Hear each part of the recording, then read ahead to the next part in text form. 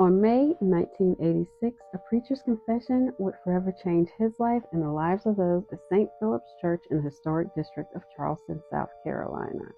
41-year-old Reverend Henry L. Scott was a young up-and-coming preacher very popular in the area, at least until that day. That day, Reverend Scott took to the pulpit to announce that he would be resigning as rector of the church, effective immediately. He then said he was going to leave on an extended vacation with his family soon after. Members of the church were devastated. But what could possibly be the reason for his sudden departure?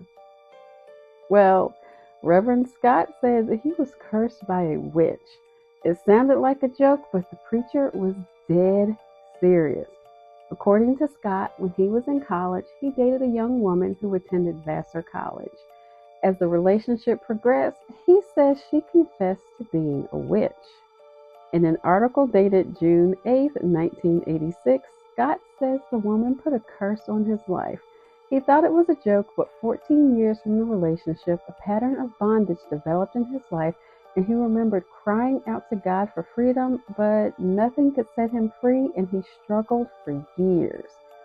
He says his bondage was related to an unspecified sin, which prompted a religious malpractice lawsuit against Charleston's Episcopal bishop. But the church does deny any such lawsuit ever being filed, just so we know. Now, the Reverend and his family have been very close-mouthed about the specific nature of the sin that he committed, with Scott saying he knew he would deeply regret his decision, but he needed to leave the priesthood altogether. Now, which he ended up doing. Others said Scott would regret his decision, and there is no word on what happened afterward. Scott, a Yale University graduate and the son of a New York concert pianist, had nothing in his background that would indicate what this particular sin may have been, but it does make you wonder, what do you guys think happened, and how crazy is this story?